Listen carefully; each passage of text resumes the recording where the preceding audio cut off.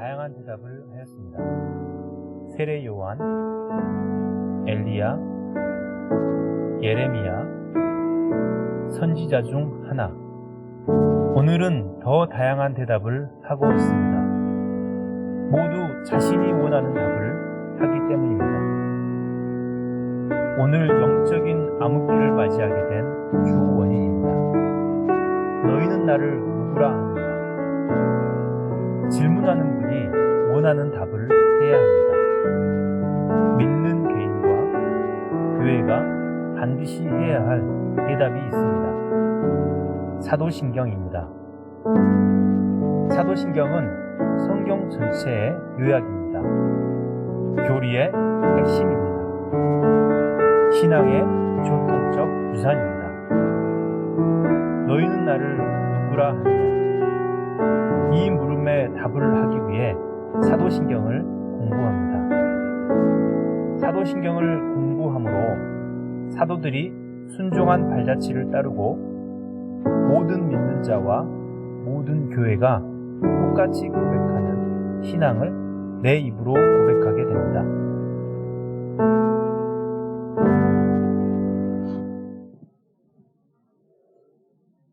반갑습니다. 온라인 수요 성경 공부 시간입니다. 모처럼 광주에 눈이 좀 왔습니다. 속히 가뭄이 해결되기를 기원합니다. 오늘은 제11과 하나님 우편에 앉으신 예수님 공부하도록 하겠습니다. 먼저 제10강 하늘에 오르신 예수님 복습하겠습니다. 네 가지 질문을 했었습니다. 첫 번째 질문입니다. 예수님의 승천과 예언은 어떤 관계입니까? 예수님의 승천은 예언되었습니다. 두 번째 질문입니다. 예수님의 승천 예언은 어떻게 되었습니까? 예수님은 예언한 대로 승천하셨습니다. 세 번째 질문입니다. 예수님께서 승천하실 때 어떤 일이 일어났습니까? 예수님께서 승천하실 때 구름이 나타나 가렸습니다. 이 구름이 의미하는 것은 두 가지를 의미합니다. 첫 번째는 구름은 하나님의 임재를 뜻합니다. 두 번째는 구름은 하나님의 영광을 뜻합니다. 그래서 이 구름은 자연적 구름이 아닙니다. 하나님의 특별한 역사에 의해서 나타난 구름인데요. 이 구름은 이제 하나님의 임재를 뜻하기도 하고 하나님의 영광을 뜻하기도 합니다. 기억을 하셨다가 자연적 구름이 아닌 특별한 구름이 언급되었을 때는 바로 하나님의 임재와 하나님의 영광을 뜻한다. 이렇게 생각하시면 되겠습니다. 네 번째 마지막 질문입니다. 예수님의 승천은 어떤 의미가 있습니까? 하나님 우편에 앉으신 예수님, 이 부분에 있어서 가장 중요한 것이 바로 네 번째입니다. 예수님의 승천은 어떤 의미가 있는가라고 하는 겁니다. 네 가지의 의미가 있습니다. 첫 번째는 예수님의 승천은 천상에서의 사역을 시작하셨습니다. 그러면 천상에서 어떤 사역을 하셨는가? 세 가지 사역입니다. 왕으로서의 사역, 이것은 통치입니다. 두 번째, 대제사장으로서의 사역, 이것은 우리를 위해서 중보하시는 겁니다. 세 번째, 선지자로서의 사역입니다. 선지자로서의 사역은 성령, 예수님의 영을 통해서 하시게 됩니다. 예수님의 승천은 어떤 의미 있는가? 두 번째죠. 첫 번째는 천상에서의 사역을 시작하셨다라는 거고, 두 번째는 예수님의 승천으로 영으로 함께하는 시대가 되었습니다. 예수님은 승천하셨기 때문에 그런데도 우리와 함께 하시겠다고 약속을 했습니다. 그럼 어떻게 함께 하시겠는가라고 했을 때 영으로 함께 하시는 시대입니다. 세 번째, 예수님의 승천으로 성령의 시대가 되었습니다. 이제 성령이 역사하시는 시대죠.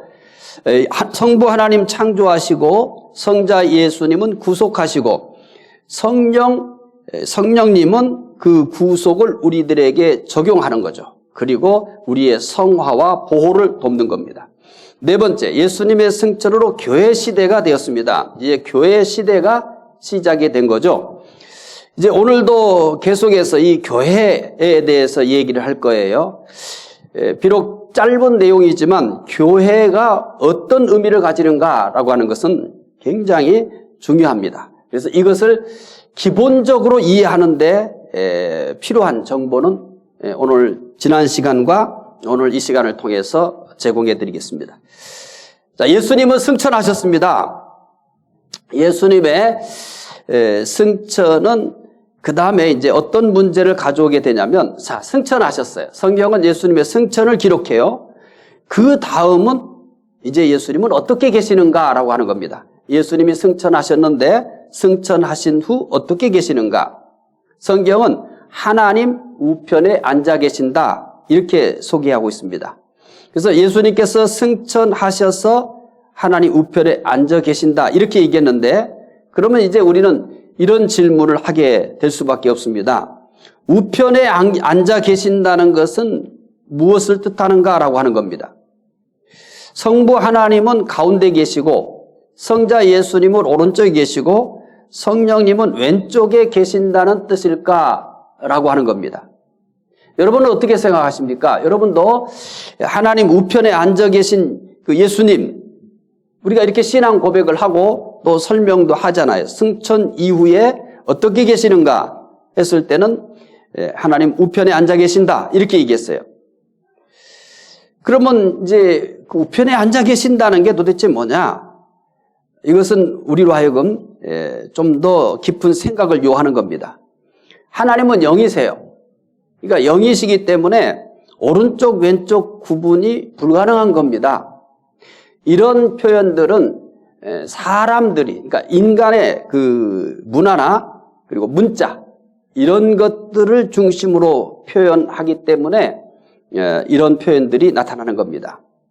따라서 성부 하나님이 가운데 계시고, 성자 예수님은 오른쪽에 계시고, 성령님은 왼쪽에 계신다, 이렇게 생각하는 분은 없겠죠? 없으리라고 생각합니다. 그런 의미가 아닙니다. 자, 그러면 첫 번째입니다. 예수님께서 하나님 우편에 계신다라는 것은 어떤 의미인가? 이거를 잘 해결해야 되겠죠. 하나님 우편에 앉아 계신다, 승천하셔서. 그럼 우편에 앉아 계신다라는 말을 우리가 쓰는데, 그 우편에 앉아 계신다라는 이 문자만 알면 안 돼요. 이 표현만 알면 안 돼요. 중요한 것은 그 의미가 뭐냐라고 하는 겁니다. 시편 110편 1절부터 2절 말씀 읽어보도록 하겠습니다. 시편 110편 1절부터 2절입니다. 함께 읽겠습니다. 여호와께서 내 주에게 말씀하시기를, 내가 내 원수들로 내 발판이 되게 하기까지 너는 오른쪽에 앉아 있으라 하셨도다. 여호와께서 시온에서부터 주의 권능의 큐를 보내시리니 주는 원수들 중에서 다스리소서. 이 말씀은 예수님에 대한 그 예언시입니다. 시편에도 예언시가 있어요. 그러니까 원래 그 시를 썼을 때는 그 상황을 담아낸 시죠. 그런데 그 상황을 담아낸 시가 예언적 의미를 또 표현하고 있어요. 그래서 이런 예언시가 있는데 이 부분도 마찬가지래요. 그러니까 1절에서 예수님께서 하나님의 우편에 앉으실 것이다 라고 얘기합니다. 2절에서는 권능의 규를 주어 다스리게 한다라고 합니다. 이 규는 왕권을 상징합니다. 예수님께서 하나님 우편에 앉으신다는 것은 왕으로 통치하신다는 의미입니다.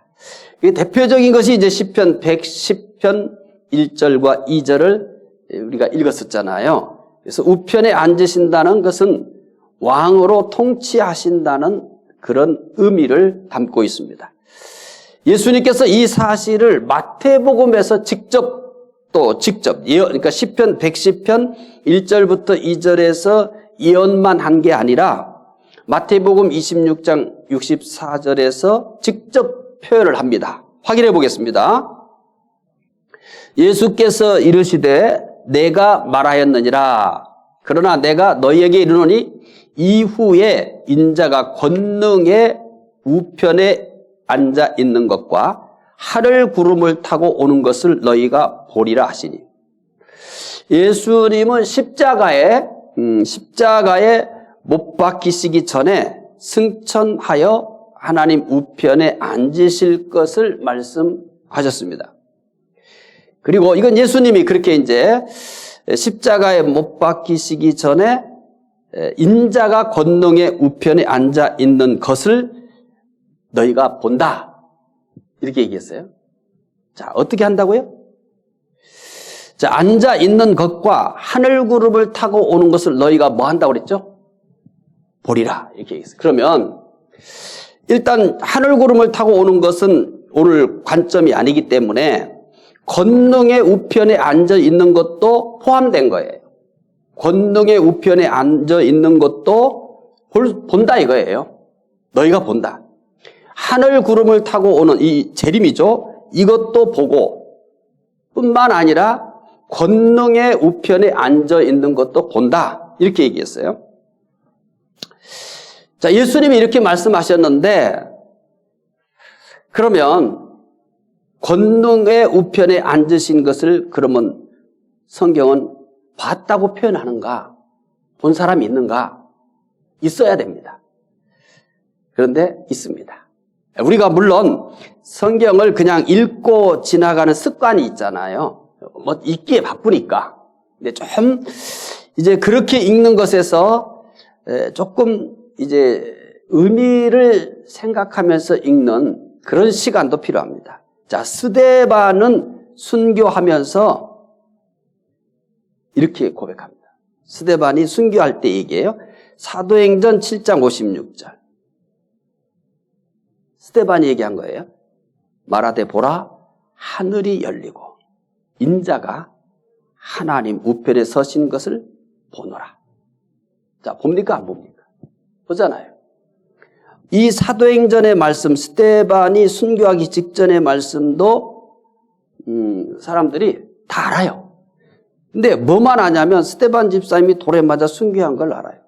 그리고 하나님 우편에 서신 것을 본다. 이것도 알아요. 근데 이게 성경과 어떻게 연결이 되어 있느냐를 생각하는 분이 없단 말이에요. 그래서 예수님께서 분명히 인자가 똑같아요, 표현이. 26장 64절 인자가 권능의 우편에 앉아 있는 것과 이렇게 얘기했어요. 인자가. 그러면 사도행전 7장 56절 인자가 하나님 우편에 서신 것을 보노라. 여기서는 이제 앉아 있는 것이 아니라 서신 것으로 표현했는데 서신 것으로 표현한 것은 스데반의 순교와 관련돼 있어요. 그러니까 스데반의 순교와 관련돼서 그를 응원하고 그를 또 인정하는 그런 면에서, 그러니까 우리가 예를 들어서 뭐 음악회 때도 역시 뭐 이렇게 음악이 끝났으면은 참 그 음악이 감동적이었어요. 그러면 사람들이 어떻게 하냐면 기립해서 박수를 쳐줘요. 그래서 그것을 존중한다는 거죠.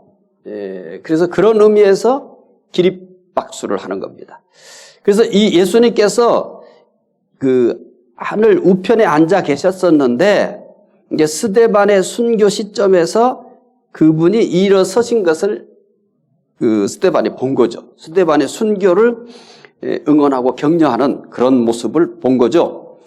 에베소서를 또 봅시다. 에베소서 1장 20절부터 22절. 여기서는 조금 더 자세한 언급이 나옵니다. 에베소서 1장 20절. 그의 능력이 그리스도 안에서 역사하사 죽은 자들 가운데서 다시 살리시고 하늘에서 자기의 오른편에 앉히사. 이렇게 오른편에 앉히셨다. 이렇게 얘기해요. 예수님께서 하나님 우편에 앉으셔서 왕으로 세상과 교회를 통치하신다는 의미입니다. 이제 교회라는 단어가 등장을 했어요. 교회라는 단어가 이제 등장했어요. 예수님께서 하나님 우편에 앉아서 왕으로 세상과 교회를 통치하신다. 이렇게 설명을 제가 드렸어요. 두 번째 질문이 이제 중요한 겁니다. 예수님은 세상을 어떻게 통치하십니까? 라고 하는 얘기입니다. 이 질문이에요. 자, 예수님은 세상을 어떻게 통치하시는가? 오늘 질문은 두 가지밖에 없습니다. 오늘 좀 내용이 짧습니다. 예수님께서 하나님의 우편에 앉으셨다는 것은 어떤 의미인가? 이것은 왕으로 통치하신다는 의미예요. 그 다음 두 번째 질문이 뭐냐면, 자, 예수님께서 하나님 우편에 계신다는 것은 무슨 의미를 가진다고 그랬어요? 왕으로 통치한다는 의미예요. 그러면 두 번째 질문이 뭐냐면, 예수님은 세상을 어떻게 통치하시느냐예요. 이게 왜 이렇게 강조하느냐면, 제가 시작하면서 지상에서의 교회에 대한 이해가 사실은 굉장히 빈약해요. 물론 오늘 많은 긴 시간을 들여서 이 세상에서의 교회, 그리고 예수님의 통치와 관련돼서의 교회를 긴 시간 동안 설명하지는 않아요. 짧게 설명하지만 굉장히 중요한 겁니다.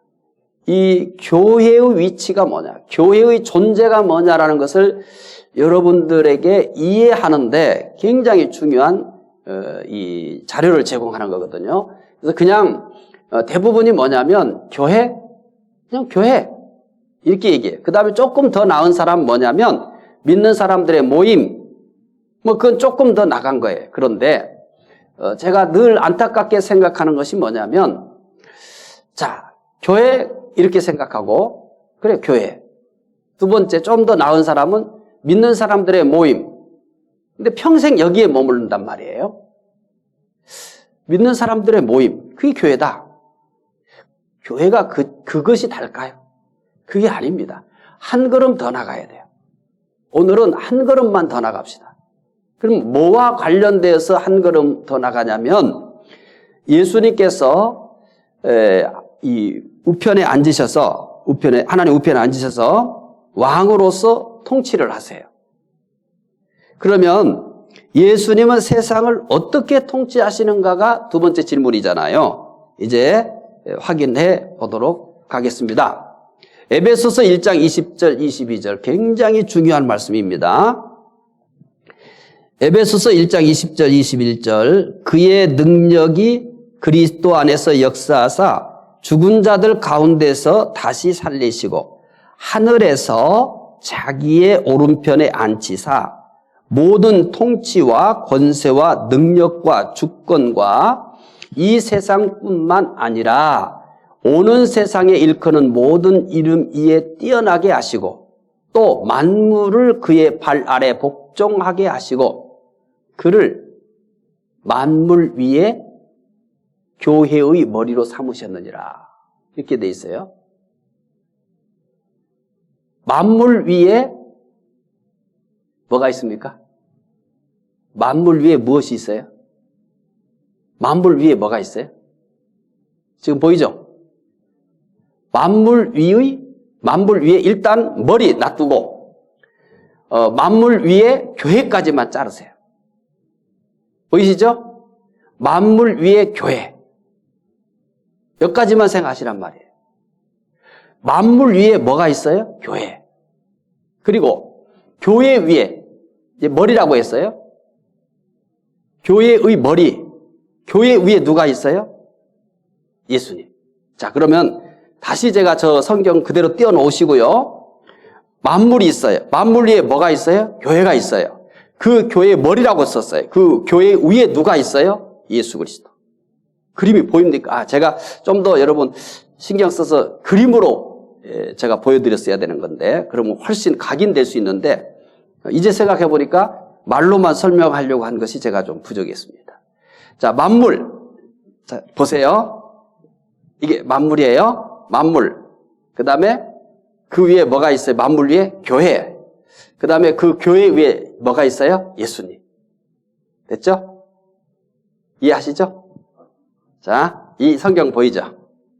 이 성경으로 얘기할게요. 보이네. 이렇게도 보이네요. 자, 여기에 만물이에요. 만물 위에 뭐가 있어요? 교회가 있어요.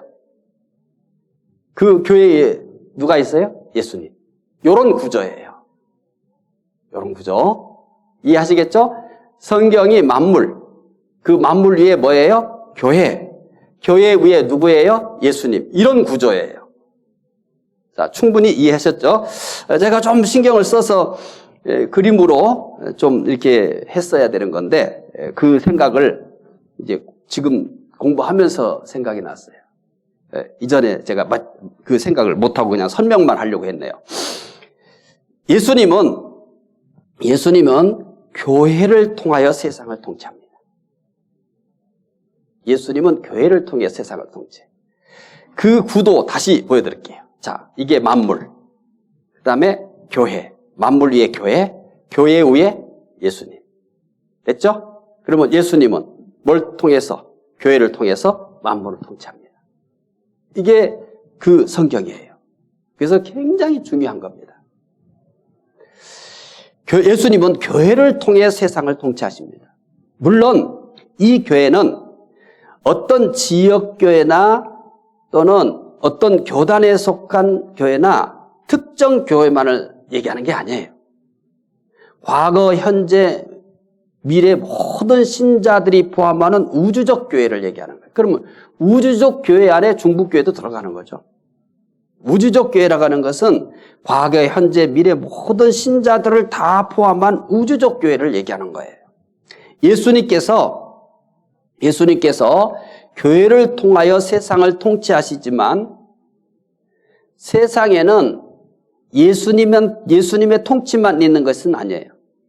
세상은 사탄의 통치도 있습니다.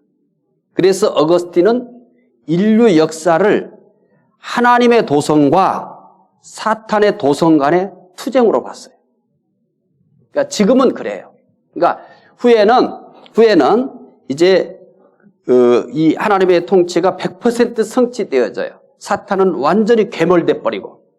근데 현재 시점에서는 세상은 예수님의 통치와 그리고 사탄의 통치가 공존하는 거예요. 그래서 이 관계를 어거스틴은 뭐라고 얘기했냐면 하나님의 도성과 사탄의 도성과의 싸움이에요. 성을 놓고 전쟁을 하잖아요. 그러니까 그 시대적 배경을 어거스틴은 설명한 거예요. 성을 빼앗는, 옛날에는 성을 빼앗으면 이기는 거거든요. 그러니까 그래서 성을 아주 요새를 만들고 그러잖아요. 그래서 성을 놓고 싸우는 거기 때문에 그 시대의 문화를 그대로 반영한 표현인 거예요. 그래서 하나님의 도성과 사탄의 도성과의 싸움이다. 이게 인류 역사다. 그러니까 인류 역사를 복잡하게 볼 필요 없는 거예요. 왜 인류 역사가 왜 이렇게 갈등과 분열 그리고 전쟁이 계속되는 건가? 가장 그 뿌리에는 뭐냐면 하나님의 도성과 사탄의 도성과의 싸움이 계속되고 있기 때문에 그런 거예요. 그러니까 이 전쟁이 언제 끝나냐? 예수 그리스도께서 재림하실 때 이 전쟁은 종료되는 겁니다. 예수님은 교회를 통하여 세상을 통치하시지만 그 통치를 모든 사람들이 발견할 수 없어요. 그러니까 모든 사람들이 하나님이 어떻게 통치하는지에 대한 통치를 모르는 거예요. 그러니까 우리는 믿는 사람도 태반이 몰라요. 하나님이 통치를 어떻게 하고 계시는지. 그냥 아까 얘기한 것처럼 통치만 알아요. 그리고 교회만 알아요. 예수님께서 하나님 보좌 우편에 앉아 계신다. 이거 알아요. 통치 알아요. 교회 알아요. 그래서 토막난 지식이고 연결되어 있지 않기 때문에 하나님의 통치가 구체적으로 어떻게 실현되고 있고 그 하나님의 통치가 실현되기 위해서 교회는 도대체 어떤 역할을 해야 되고 교회는 이 세상과 하나님과의 관계에서 어떤 위치에 있는지 그 교회는 얼마나 소중한지를 그냥 몰라요. 그러니까 교회를 그냥 교회라고 종교단체라고 예배 드리는 공간이라고 예수 믿는 사람들이라고만 생각하는 거죠. 근데 성경에 계시된 교회는 그 정도의 교회가 아닌 겁니다. 그 정도의 교회가 아니에요. 예수님께서 세상을 통치하는데 교회를 통해서 통치한다는 거죠. 이게 굉장히 중요한 의미를 갖는 거예요. 믿는 사람들은 예수님의 통치를 볼 수 있어요. 그러나 믿지 않는 사람들은 예수님의 통치를 볼 수 없습니다. 예수님의 통치는 믿음으로만 볼 수 있도록 현세 안에 감추어져 있기 때문에 그래요. 그래서 이렇게 얘기하잖아요. 하나님이 계신다면 왜 이런 일이 생기는가? 이런 질문들을 해요. 그리고 성경을 기록한 이들도, 시편에 있는 사람들도 하나님 어디 계십니까? 하나님 왜 숨어 계십니까? 이런 표현들을 해요. 그러니까 믿지 않는 사람들만 하나님이 계시다면 세상이 왜 이런가? 왜 이런 일이 생긴가? 이렇게 얘기하는 게 아니에요. 성경을 기록했던 사람들마저도 하나님 어디 계세요? 하나님 왜 숨어 계세요? 하나님 나를 버리셨습니까? 이런 질문들을 하는 거예요. 왜 그러냐면 이 세상에서 하나님의 통치를 때로는 의심할 만한 그런 사건과 일들이 반복되고 있기 때문에 그래요. 그래서 이렇게 얘기한 거예요. 예수님의 통치는 믿음으로만 볼 수 있도록 현세 안에 감추어져 있다. 이게 왜 그런지, 왜 우리는 통치를 확연히 볼 수 없는지 이런 것들에 대한 설명이라고 볼 수 있습니다. 저는 오늘 그 수요 성경 공부에 참석하신 분들이 제가 더 많은 시간을 들여서 이 예수님의 통치와 교회, 세상 이 세 관계를 더 자세히 잘 설명하면 좋겠는데 이거는 교회를 다룰 때 별도로 더 자세히 얘기하도록 하고 근데 이것만 이해를 하셔도 이 교회라는 것은 이 예수님의 통치와 뗄래야 뗄 수 없는 하나님 통치와 예수님의 통치와 그리고 세상과 그 가운데 있는 이 교회는 엄청난 위치에 있다는 것. 그리고 없어서는 안 될 중요한 하나님의 기관이라는 것. 그래서 어떻게까지 표현하냐면 교회의 머리는 예수님이라고 그래요. 근데 교회를 또 어떻게까지 표현해? 몸이다. 이 의미가 어떤 의미인지 아시겠습니까? 교회의 머리는 예수님이에요. 교회는 뭐냐? 몸이라고 얘기합니다. 예수님의 몸이라고. 그러면 여러분 이런 생각을 한번 해보세요. 예수님이 이제 우리에게 가시적으로 보였어요. 그 예수님의 몸을 보면서 어떤 생각이 들어가요? 황홀할 겁니다. 그래서 요한계시록이나 이런데 예수님에 대해서 하잖아요, 성경이. 우리는 그 표현만 보고도 어떻게 해요? 황홀합니다. 그런데 이제 그 실체 예수님을 우리가 보게 돼요. 그러니까 실제 예수님을 보게 되었어요. 이게 예수님의 몸을 봐요. 실체 하시는 예수님을 보게 될 거예요. 그때 그 영광과 황홀함을 어떻게 표현할 거예요? 그런데 교회를 영적인 의미지만은 교회를 예수님의 몸이라고 했어요. 이것을 깨닫고 아는 이가 얼마나 될까요? 그러니까 여러분들이 여기서 교회를 예수님으로 몸으로 표현할 만큼 소중한 그 존재인데 교회를 그렇게 섬기지 않고 그렇게 소중하게 여기지 않고 과연 우리가 예수님을 잘 믿는다고 할 수 있을까? 이거는 조금 곤란한 문제입니다. 저는 이제 목사로 살면서 목사는 어떤 존재인가라고 이런 질문에 대해서 철저하게 섬기는 존재다.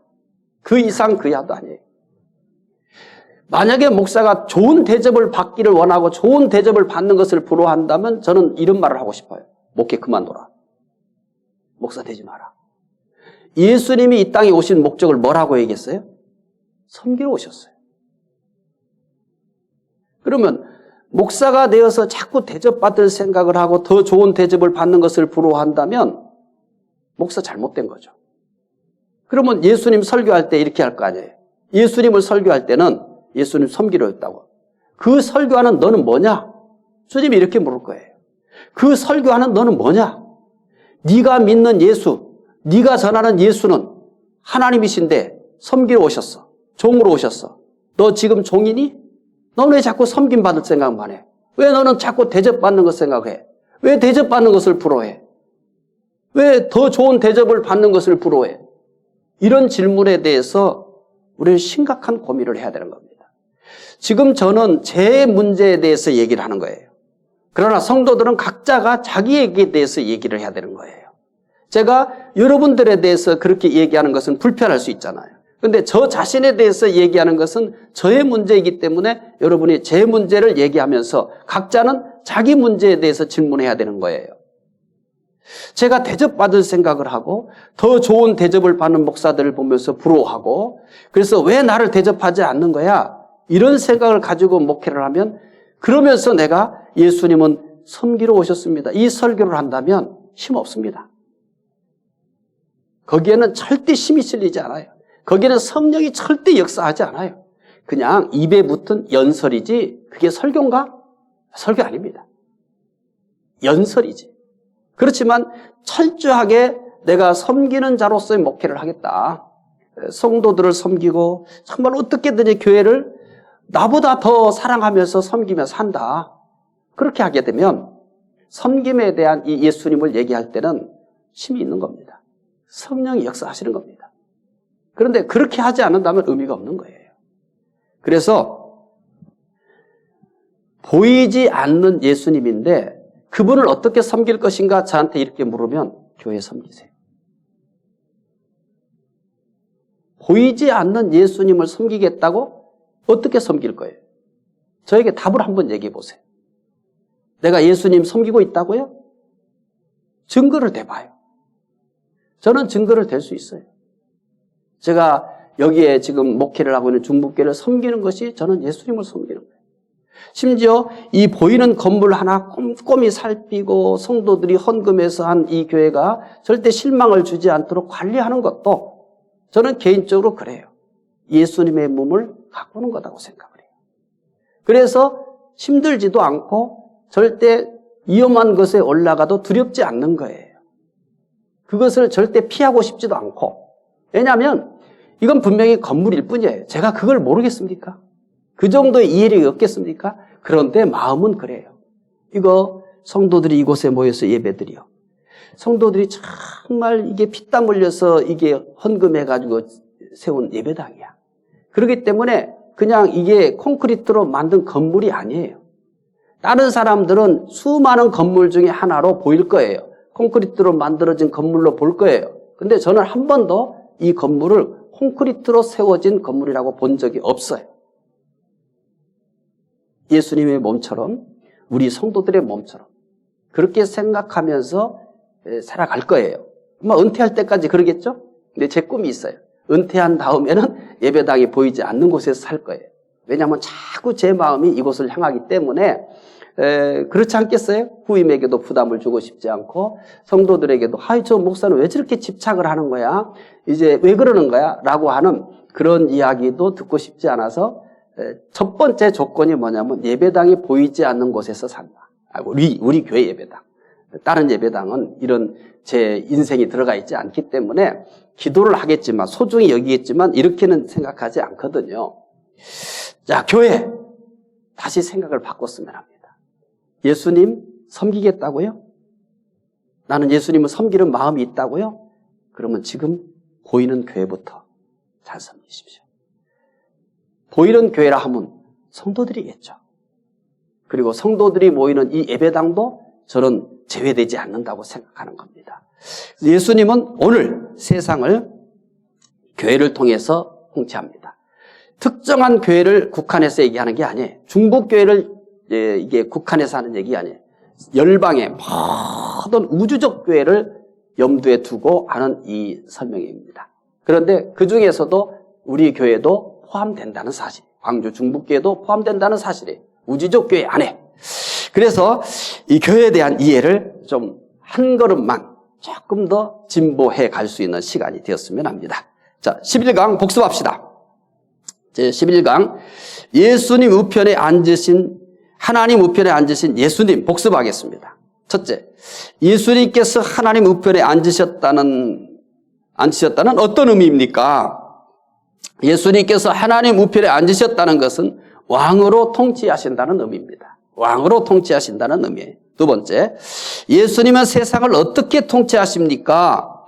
예수님은 교회를 통해서 세상을 통치하십니다. 마음에 새기세요. 오늘 요거 하나만 기억하세요. 요거 하나만. 다른 거 다 잊어버리세요. 예수님이 보좌 우편에 앉으셨다는 통치한다. 그런데 그 통치가 어떻게 되어지는가? 교회를 통해서 되어진다. 믿는 사람들은 예수님의 통치를 볼 수 있습니다. 그러나 믿지 않는 사람들은 예수님의 통치를 볼 수 없습니다. 예수님의 통치는 믿음으로만 볼 수 있도록 현세 안에 감추어져 있기 때문입니다. 기도하겠습니다. 하나님, 예수님께서 보좌 우편에 앉으셨다는 것은 우주 만물을 다 통치하신다는 의미입니다. 그런데 그 통치가 어떻게 이루어지는가?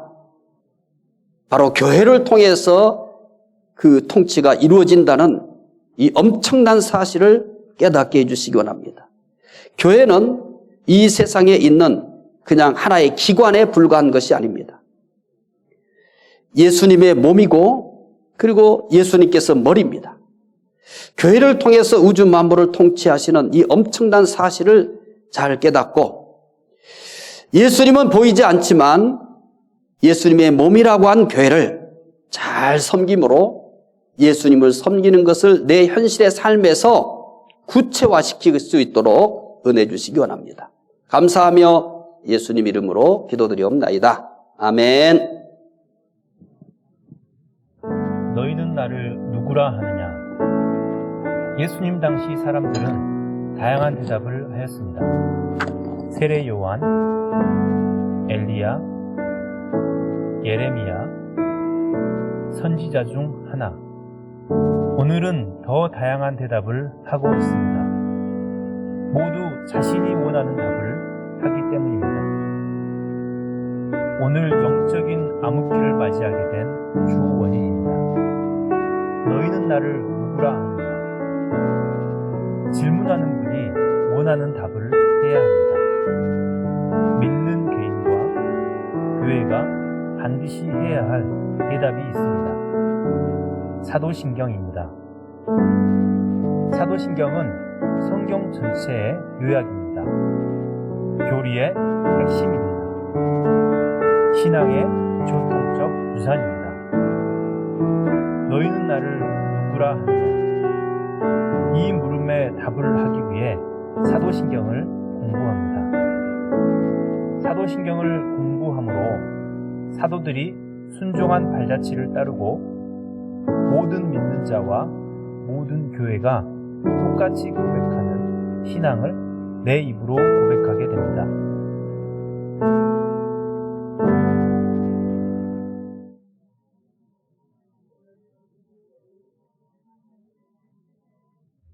너희는 나를 누구라 하느냐? 예수님 당시 사람들은 다양한 대답을 하였습니다.